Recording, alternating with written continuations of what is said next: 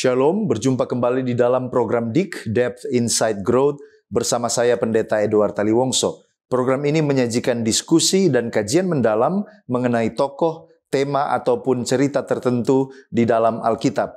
Kita melanjutkan seri 7 jemaat Kitab Wahyu dan sekarang kita masuk kepada jemaat Smyrna.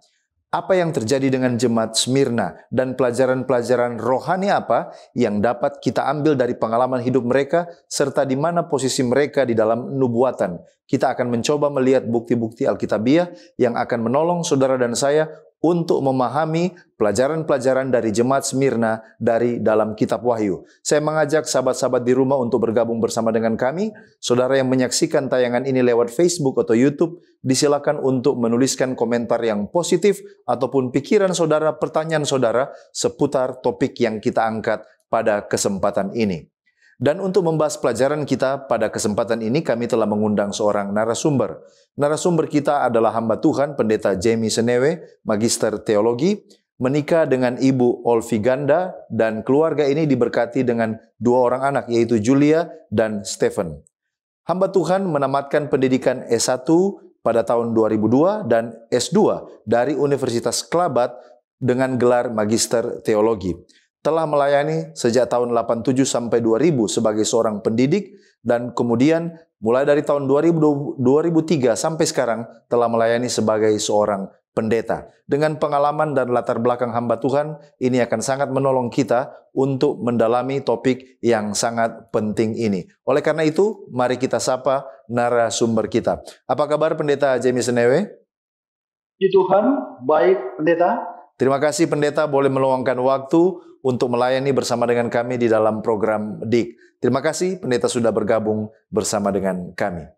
Sahabat-sahabat di rumah tetaplah bersama dengan kami karena setelah yang satu ini kita akan kembali bersama dengan narasumber kita Pendeta Jamie Senewe tetap di program DIK Depth Insight Growth. Diskusi dan kajian mendalam mengenai tokoh, tema, atau cerita tertentu di dalam Alkitab. Memberikan motivasi dan bimbingan untuk menggunakan metode yang tepat dalam membaca Alkitab.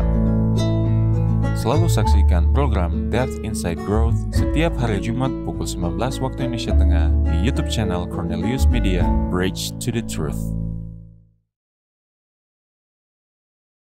Kembali lagi bersama dengan kami di dalam program DIK, Depth Insight Growth, di mana kita mempelajari Alkitab secara mendalam untuk memperluas wawasan dan mengharapkan terjadi pertumbuhan kerohanian. Sahabat-sahabat di rumah, mari kita berdoa sebelum kita menggali firman Tuhan. Bapa di sorga, terima kasih untuk kasih setiamu dalam hidup kami.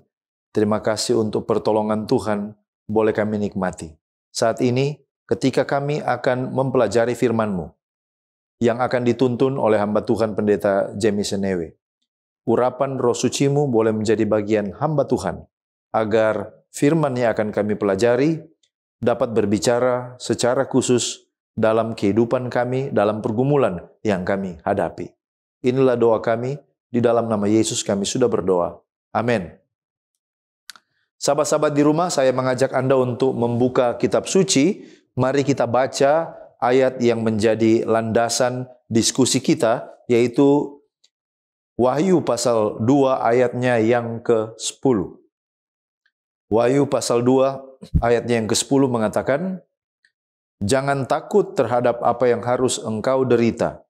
Sesungguhnya iblis akan melemparkan beberapa orang dari antaramu ke dalam penjara, supaya kamu dicobai dan kamu akan beroleh kesusahan selama 10 hari. Hendaklah engkau setia sampai mati, dan aku akan mengaruniakan kepadamu mahkota kehidupan." Demikianlah pembacaan kitab suci yang menjadi landasan diskusi kita, yaitu tentang jemaat Smyrna. Mari kita langsung kepada narasumber kita, hamba Tuhan Pendeta Jamie Senewe. Baik Pendeta, sekarang kita sudah tiba di jemaat yang kedua dari 7 jemaat, yaitu jemaat Smyrna. Nah, sebagai pendahuluan, latar belakang geografis dan juga sejarah, kira-kira di mana sebenarnya letak dari Smyrna ini, lalu kemudian seberapa signifikan kira-kira kota ini di zaman dulu, baik itu dari sudut pandang ekonomi, politik maupun juga agama di Kekaisaran Roma kuno. Bagaimana pendeta melihat pertanyaan ini? Terima kasih, pendeta. Jemaat Smyrna yang disebut dalam kitab Wahyu terletak di kota kuno Smyrna, yang merupakan salah satu kota terpenting di pesisir barat daya Asia Kecil dekat Laut Aegea, yang merupakan bagian dari Laut Tengah yang sekarang merupakan wilayah negara Turki modern.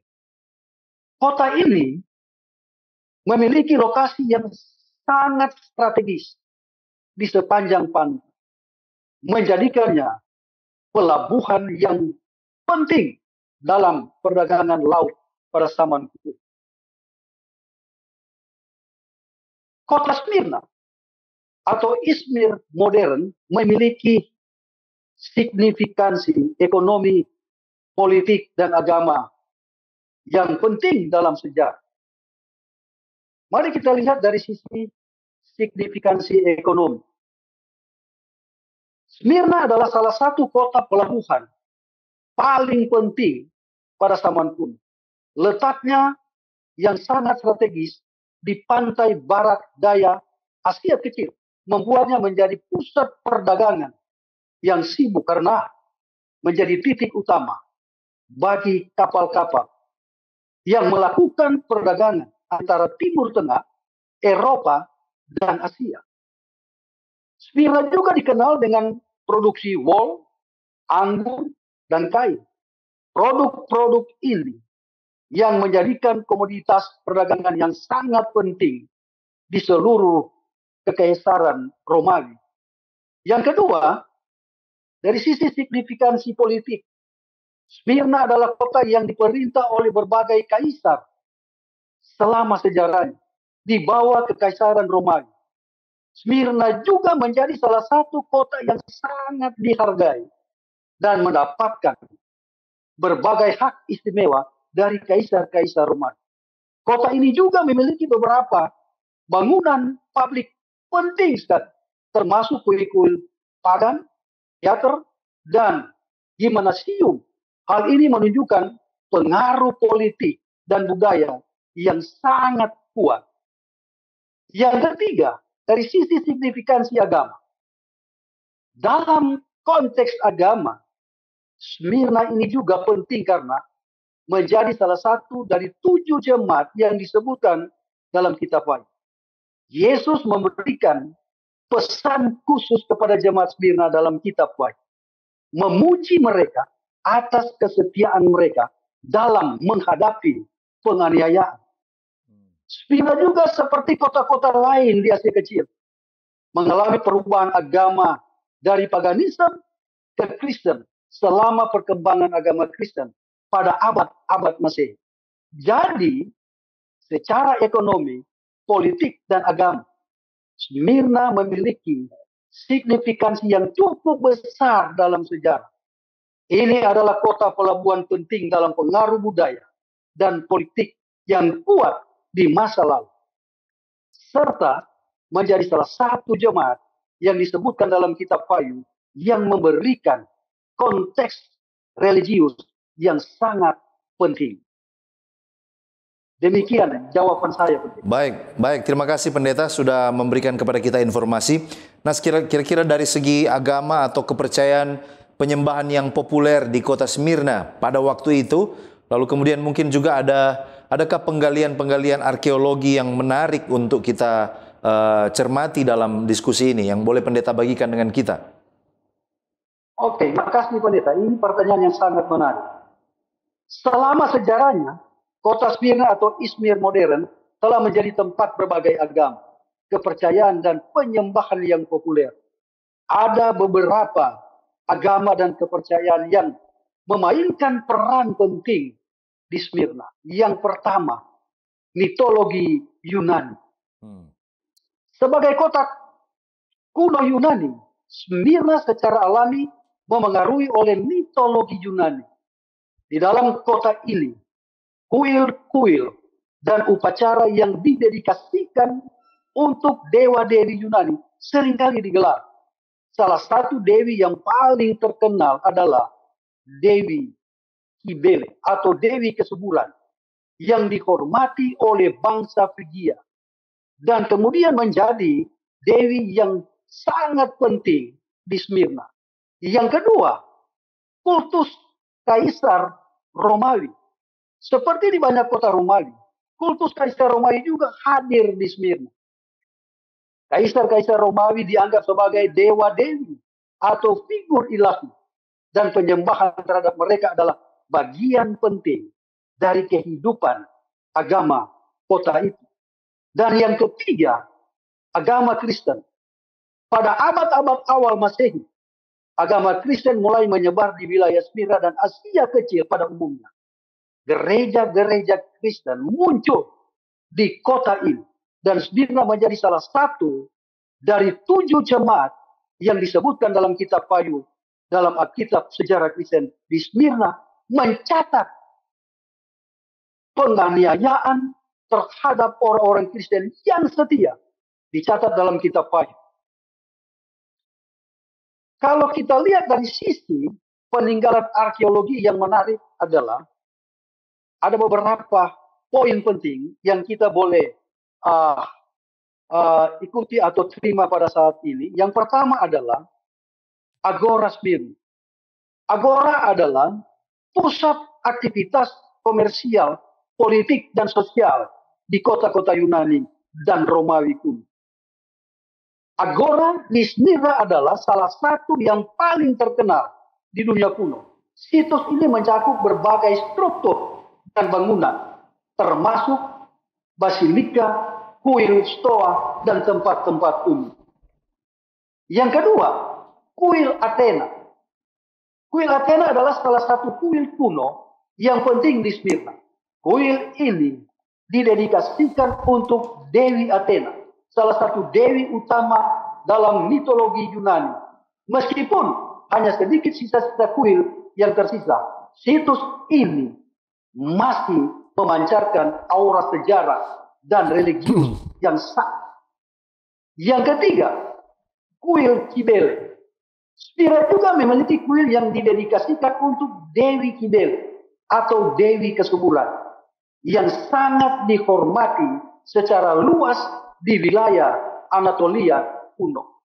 Kuil ini adalah tempat penting untuk praktek agama yang berkaitan dengan Dewi Kibele.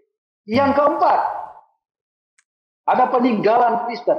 Meskipun kebanyakan peninggalan kota ini terkait dengan periode Yunani dan Romawi, Smyrna juga memiliki beberapa sisa-sisa terkait dengan sejarah Kristen awal. Situs-situs ini mungkin mencakup gereja-gereja kuno atau tempat-tempat ibadah Kristen. Peninggalan arkeologi ini membantu kita memahami sejarah, budaya, dan agama kota Smyrna yang kaya dan bervariasi. Demikian yang saya bisa berikan, Pendeta. Baik. Terima kasih Pendeta. Kita hampir selesai menggali latar belakang geografis dan sejarah. Tapi mungkin ada lagi yang Pendeta mau tambahkan? Ada fakta-fakta menarik lainnya atau mungkin informasi tentang lokasi sekarang modern ini tentang kota Smyrna ini? Silakan. Terima kasih, Pendeta. Selain peninggalan arkeologi yang sangat menarik, ada beberapa fakta yang sangat menarik lainnya tentang kota Smyrna atau Izmir modern yang bisa kita menambah pemahaman kita tentang kota ini. Yang pertama, hubungan dengan Alexander the Great. Alexander Agung, salah satu tokoh terkenal dalam sejarah dunia, telah mengunjungi Smyrna selama kampanye militernya. Kota ini mengalami perubahan signifikan dalam pengaruh budaya dan politik sebagai akibat dari kehadiran Alexander. Yang kedua adalah Perang Dunia Pertama. Selama Perang Dunia Pertama, Smyrna menjadi salah satu tempat pertempuran dalam kampanye di Timur Tengah.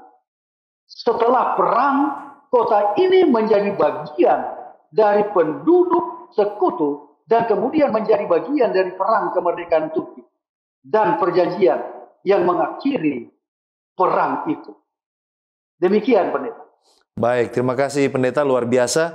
Informasi yang sudah kita terima ini mempersiapkan kita untuk lebih memahami tentang sejarah, lalu juga kemudian keunikan-keunikan dari kota Smyrna serta signifikansinya dari segi ekonomi, politik, dan juga agama. Terima kasih Pendeta sudah membagikan informasi ini. Puji Tuhan untuk jawaban yang telah kita dengar dan kita semakin bersemangat untuk masuk lebih dalam. Namun sebelum kita lanjutkan, kita akan mendengarkan pesan-pesan rohani berikut ini. Tetaplah bersama dengan kami.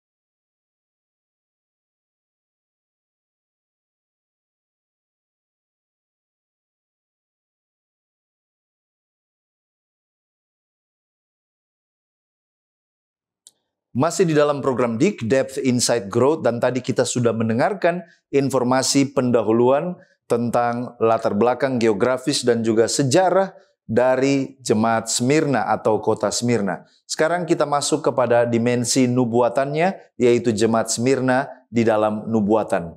Kita langsung kepada narasumber kita, hamba Tuhan Pendeta Jamie Senewe.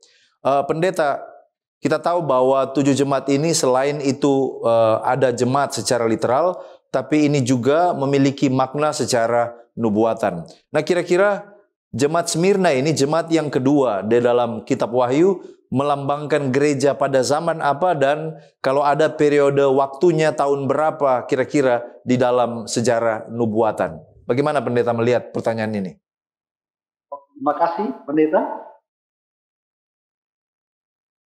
Jemaat Smyrna dalam konteks kitab Wahyu melambangkan gereja pada periode penganiayaan yang signifikan terhadap orang Kristen, terutama abad ke-1 hingga abad ke-3 Masehi. Dalam surat kepada jemaat Smyrna, Kristus memberikan peringatan tentang penganiayaan yang akan mereka hadapi.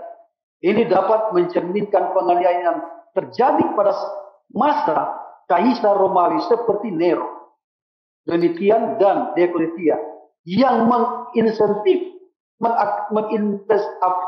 mengaktifkan penganiayaan terhadap orang Kristen.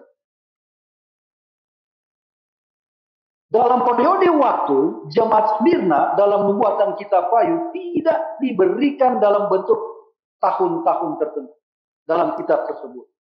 Kitab Wahyu yang juga dikenal sebagai kitab penglihatan tidak memberikan tanggal atau tahun spesifik untuk peristiwa-peristiwa yang dijelaskan di dalam. Sebaliknya, kitab Wahyu adalah nubuatan yang disampaikan oleh Rasul Yohanes dalam bentuk simbolik dan alegoris. Namun, sebagian besar ahli sejarah, gereja, dan peneliti kitab Wahyu cenderung mengaitkan jemaat-jemaat yang disebutkan dalam kitab Wahyu dengan periode awal sejarah gereja Kristen, terutama abad ke-1 hingga abad ke-2 Masehi. Ini didasarkan pada konteks sejarah penulisan kitab Wahyu oleh Rasul Yohanes dan peristiwa-peristiwa yang sering dianggap relevan dengan pesan-pesan dalam kitab tersebut. Demikian, Pendeta. Ya, jawaban. Baik, terima kasih Pendeta. Nah, kira-kira di tengah-tengah penganiayaan ini, bagaimana kondisi kerohanian umat atau anggota gereja pada periode ini? Lalu, apakah mungkin ada tokoh-tokoh gereja yang signifikan yang menonjol pada periode zaman Smyrna ini yang boleh Pendeta bagikan dengan kita? Oke, terima kasih Pendeta. Kondisi kerohanian jemaat Smyrna adalah penuh penganiayaan dan penderitaan. Mereka mengalami tekanan dan penindasan dari pemerintah dan masyarakat sekitar yang tidak menerima keyakinan mereka. Ada perintah dari penguasa setempat yang mengharuskan warga untuk menyembah dewa-dewi dan kaisar Romawi sebagai simbol kesetiaan kepada negara. Oleh sebab itu, mereka ditekan oleh pemerintah oleh karena mereka tetap berpegang pada kesetiaan dan menolak menyembah dewa-dewi atau kaisar yang menimbulkan masalah bagi mereka. Smyrna juga dikenal sebagai satu-satunya jemaat yang tidak mendapatkan kritik dalam surat kepada mereka. Mereka diberi dorongan dan penghiburan dari Allah. Meskipun penganiayaan dan penderitaan jemaat Smyrna, mereka tetap setia kepada Kristus.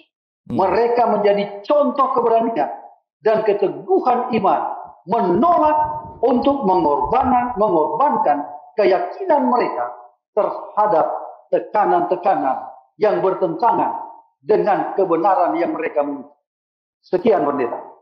Baik, terima kasih. Nah, apakah kira-kira ada di dalam jemaat ini tokoh-tokoh tertentu dalam sejarah yang sangat signifikan dan memiliki pengaruh di dalam jemaat Smyrna? Oke, makasih Pendeta.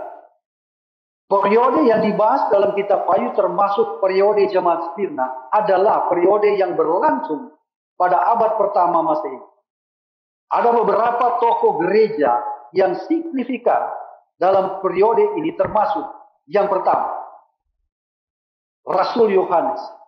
Rasul Yohanes adalah penulis kitab Wahyu dan salah satu dari 12 rasul yang dipilih oleh Yesus Kristus. Ia memiliki peran penting dalam memimpin gereja-gereja awal dan menyampaikan pesan Kristus kepada mereka. Yang kedua, tokoh gereja yang terkenal secara signifikan dalam periode Smyrna ini adalah Polikarpus dari Smyrna. Polikarpus dari Smyrna adalah uskup Smyrna yang dianggap oleh beberapa sejarawan sebagai salah satu murid Rasul Yohanes. Ia menjadi salah satu tokoh penting dalam gereja awal dan dihormati karena kesetiaannya kepada iman Kristen hingga akhir hayatnya. Sekian, Pendeta. Baik, terima kasih Pendeta. Dan luar biasa informasi tentang jemaat Smyrna ini, kondisi mereka, periode mereka dalam nubuatan, ini menolong kita untuk lebih memahami. Nah, sekarang kita masuk kepada bagaimana Yesus bertemu dengan jemaat Smyrna. Bagaimana kira-kira Yesus memperkenalkan dirinya kepada jemaat Smyrna? Sebagai apa dia memperkenalkan dirinya? Lalu kemudian apa yang Yesus ketahui dari keberadaan jemaat ini? Bagaimana Pendeta melihat? Oke, makasih Pendeta. Yesus memperkenalkan diri kepada jemaat Smyrna melalui surat yang dicatat dalam kitab Wahyu. Wahyu 2 ayat yang ke-8. Dalam perkenalan ini, Yesus mengidentifikasi dirinya dengan beberapa atribut yang sangat penting. Yesus berkata, "Dan kepada malaikat jemaat di Smyrna, tulislah, inilah firman yang diucapkan yang pertama dan yang terakhir, yang mati dan hidup kembali."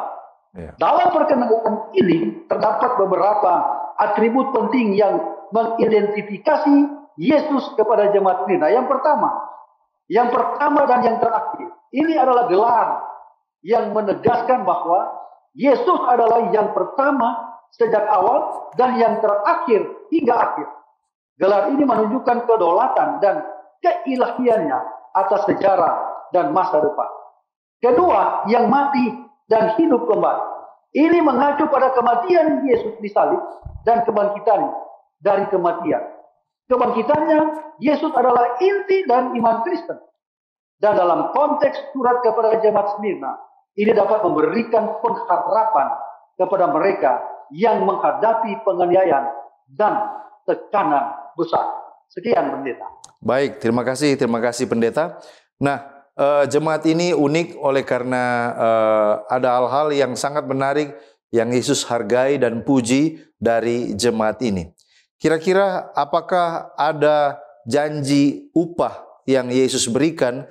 Janji kalau mereka tetap setia kepada Yesus, upah apa yang akan mereka terima nantinya? Sesuai dengan kitab Wahyu. Oke, makasih Pendeta. Pujian yang diberikan oleh Yesus kepada jemaat Smyrna dapat dirinci sebagai berikut. Yang pertama, pujian terhadap kesetiaan. Salah satu pujian utama yang diberikan oleh Yesus kepada jemaat Smyrna adalah atas kesetiaan mereka. Dalam surat kepada jemaat ini, Yesus mengatakan, "Aku tahu tentang kesusahanmu dan kemiskinanmu, tetapi engkau kaya. Dan aku tahu fitnah yang datang dari orang-orang yang mengatakan bahwa mereka adalah orang-orang Yahudi, tetapi sebenarnya mereka adalah sinagoga iblis." Sinagoga iblis digunakan untuk mengungkapkan pendapat atau pandangan yang sangat negatif atau keras terhadap kelompok atau individu yang dianggap jahat atau korup. Wahyu 2 ayat yang ke-9. 2. Pujian atas kekayaan rohani. Yesus juga menyatakan bahwa meskipun jemaat Smyrna dianggap miskin dalam hal materi, mereka sebenarnya kaya. Ini adalah pujian atas kekayaan rohani mereka. Meskipun mereka tidak memiliki harta benda yang melimpah, mereka memiliki iman yang kuat, ketabahan, dan hubungan yang dalam dengan Tuhan. Ini menegaskan bahwa kekayaan rohani lebih penting daripada kekayaan materi. Baik, terima kasih Pendeta. Apakah kepada jemaat Smyrna ini ada kesalahan yang ditegur oleh Yesus? Oke, makasih Pendeta. Dalam surat kepada jemaat Smyrna, Yesus tidak menegur jemaat ini atau memberikan kritik kepada mereka. Berbeda dengan beberapa jemaat lain yang menerima teguran dan kritik dalam surat kitab Wahyu. Jemaat Smyrna adalah satu-satunya jemaat yang diberi pujian dan dorongan tanpa kritik apapun dari Yesus. Ini menunjukkan bahwa dalam situasi mereka yang menghadapi penganiayaan dan penderitaan yang parah, Yesus hanya memberikan pujian atas kesetiaan mereka yang sangat luar biasa dalam iman Kristen dan memberikan penghiburan serta janji akan hidup kekal. Baik, terima kasih Pendeta. Kalau tidak ada teguran, ini sangat luar biasa berarti. Kalau begitu apa janji Yesus, upah yang akan mereka terima kalau seandainya mereka tetap setia mempertahankan iman mereka sampai akhir? Apa janji upah yang Yesus sampaikan? Oke, makasih Pendeta. Dalam surat kepada jemaat Smyrna, Yesus memberikan janji upah yang sangat berarti kepada mereka jika mereka tetap setia dalam iman mereka. Janji upah ini adalah, "Aku akan memberikan kepadamu mahkota kehidupan," yang dicatat dalam Wahyu 2 ayat yang ke-10. Janji ini mengacu pada janji hidup kekal atau kehidupan abadi yang akan diberikan kepada mereka yang tetap setia sampai akhir. Bahkan jika mereka menghadapi penganiayaan dan penderitaan, mahkota kehidupan adalah simbol penghargaan dan kebahagiaan abadi di hadapan Allah. Ini merupakan janji tentang keselamatan dan kehidupan yang akan datang di sisi Allah untuk mereka setia dalam mengikuti Yesus. Baik. Demikian. Baik, terima kasih Pendeta. Kita hampir tiba di akhir daripada segmen ini. Tapi mungkinkah ada fakta-fakta menarik lainnya sehubungan dengan hubungan Yesus dengan jemaat Smyrna yang Pendeta mau bagikan kepada kita? Disilakan. Oke, terima kasih Pendeta. Hubungan Yesus dengan jemaat Smyrna yang sangat menarik, yang terungkap di dalam dalam kitab Wahyu, mencerminkan pemahaman yang dalam tentang situasi unik jemaat ini yang menghadapi penganiayaan dan penderitaan. Ada beberapa fakta menarik tentang hubungan ini. Yang pertama, pengertian terhadap penderitaan. Yesus menunjukkan pemahaman yang mendalam terhadap penderitaan yang dialami oleh jemaat Smyrna akibat penganiayaan. Ia menyatakan, aku tahu tentang kesusahanmu dan kemiskinanmu, menunjukkan bahwa ia tidak hanya tahu tentang situasi mereka secara umum, tetapi juga tentang kesulitan yang mereka alami secara pribadi. Kedua, penghargaan atas kesetiaan. Yesus memberikan pujian yang sangat puas atas kesetiaan jemaat Smyrna dalam menghadapi penganiayaan dan tekanan. Pujian ini mencerminkan penghargaannya terhadap ketabahan dan kesetiaan mereka dalam iman Kristen. Yang keempat, atau yang ketiga, identifikasi dengan kematian dan kebangkitan. Yesus mengidentifikasi dirinya sebagai yang mati dan hidup kembali. Ini mengingatkan jemaat Smyrna tentang makna penting kematian dan kebangkitannya yang merupakan dasar iman Kristen. Demikian jawaban pendeta. Baik, terima kasih pendeta, luar biasa telah mengungkapkan kepada kita tentang hubungan antara Yesus dan jemaat Smyrna di dalam kitab Wahyu. Kita masih akan kembali dan segmen selanjutnya kita akan pelajari hal-hal yang sifatnya lebih aplikatif dari kitab Wahyu sehubungan dengan jemaat Smyrna ini. Oleh karena itu, jangan kemana-mana, tetaplah bersama dengan kami.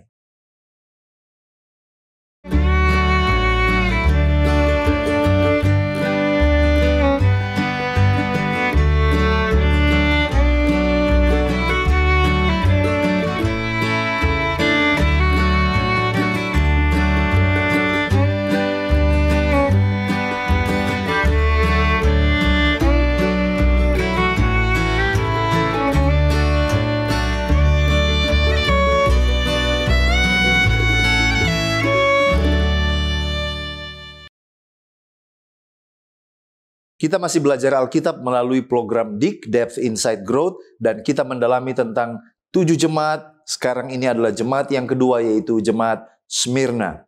Sekarang kita bertanya hal-hal yang sifatnya lebih aplikatif. Nah, Pendeta Senewe, kira-kira belajar dari apa yang terjadi di jemaat Smyrna, dalam cara apa gereja kita di zaman modern ini dapat meniru kelebihan-kelebihan dari jemaat Smyrna ini? Makasih pendeta. Gereja pada zaman modern dapat meniru beberapa kelebihan dari jemaat Smyrna dalam kitab Wahyu, yaitu kesetiaan yang tak goyah.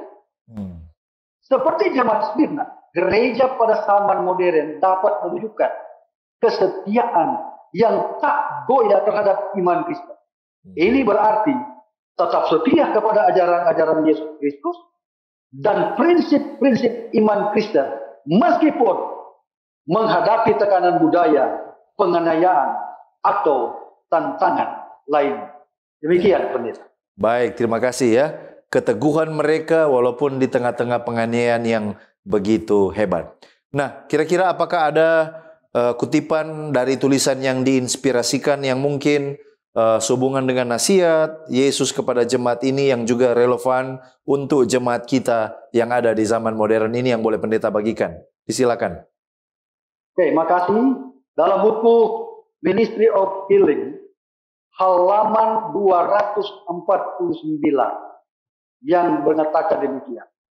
Dalam setiap ujian dan pencobaan, inilah saat untuk menyatukan iman dengan Allah, untuk menguji dan menguatkannya, untuk melimpahkannya dengan kasih dan kebaikan.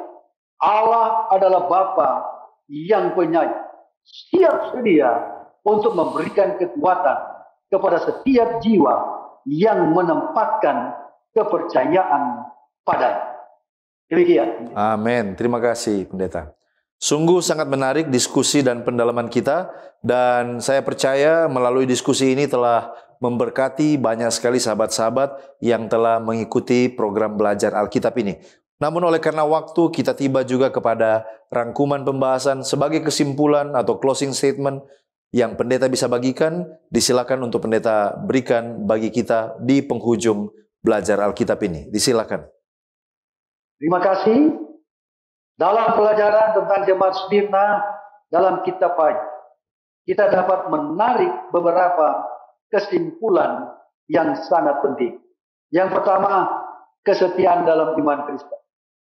Jemaat Smyrna memberikan contoh kesetiaan yang luar biasa terhadap Kristus dalam menghadapi penganiayaan dan tekanan. Mereka menunjukkan bahwa ketabahan dalam iman adalah hal yang sangat berharga. Yang kedua, kekayaan rohani lebih penting.